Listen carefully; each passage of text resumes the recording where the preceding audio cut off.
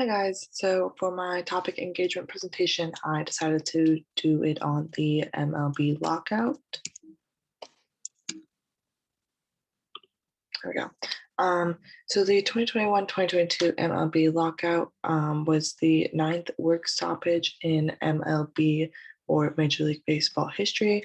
It began at 12:01 a.m. Eastern Standard Time on December 2nd, 2021, after Major League Baseball owners voted unanimously to enact a lockout upon the expiration of the 2016 Collective Bargaining Agreement, or CBA for short, between the league and the Major League Baseball Players Association, or the MLBPA.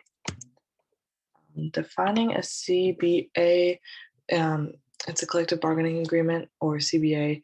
It's basically just a basic agreement between the MLBPA and the MLB describing the rules of employment and financial structure of the game.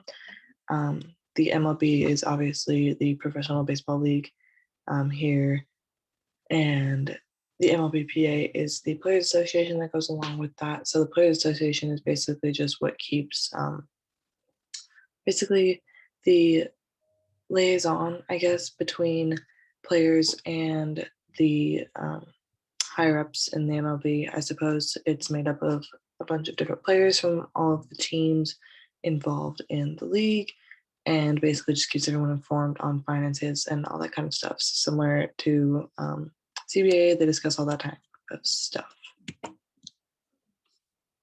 What is included in this new CBA? So basically, again, they have these lockouts and these meetings when they can't come to terms on what they want to do with a new CBA whenever the expiration is up. So this new CBA includes a competitive balance tax, or a CBT, threshold of 230 million in 2023, and then peaks at 244 million in the final year of this new CBA, which is 2026. The CBT penalty tier is the introduction of a new tier that actually starts at 60 million past the threshold. So the highest tier used to sit at 40 million above the threshold. So the threshold, or the competitive balance tax in general, is determined using the average annual value of each player's contract on the 40-man roster. So anyone involved in the major league, so nothing to do with the minor league team or anyone involved with the minor league teams, plus any additional player benefits. A club that exceeds the competitive balance tax threshold is subject to an increasing tax rate depending on how many consecutive years it has done so. So basically, you're just supposed to keep your tax rates within that margin. The minimum salary with this new CBA was raised to 700,000 and then peaks at 780,000 in the final year, which is again to 2026. The minimum salary is what each team has to spend on all of their players. Basically, it was raised roughly $100,000 from the last CBA, which is pretty big news. And then the per arbitration bonus pool was named $50 million. And then another big thing, which is like pretty general knowledge, that there are 10 teams in the postseason format for the MLB, and it was actually raised to 12. This will give other teams more opportunity to make it into the postseason and may make it more interesting for fans and that type of stuff. So just some MLB lockout history. So the last lockout was actually in 1990. Then there was another one in 1976 and another one in 1973. None of these lockouts involved teams missing games or the season really to be pushed back at all that much. Similar to the one that just occurred, we did not miss any games. We've missed some spring training, but besides that, no games missed. The issues of contention for all three of these were kind of over salary arbitration, so like what the players could make before they reached actual arbitration, and then what they actually made while they were in arbitration and that kind of stuff.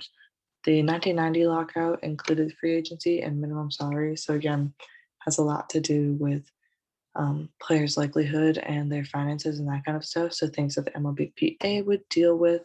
And then there has also been 5 or 6 strikes from the players, so they weren't deemed lockouts because a lockout is technically deemed from the MLB itself, whereas a strike would be deemed from the players, where they're not going to perform until some type of agreement is reached from the MLB, but then again, a lockout is when the MLB institutes that on them.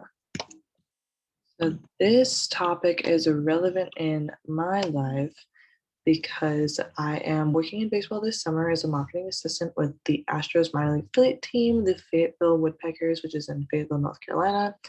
I've also worked with the UNM baseball team during my undergrad with the Lobos at the University of New Mexico, doing that same type of position.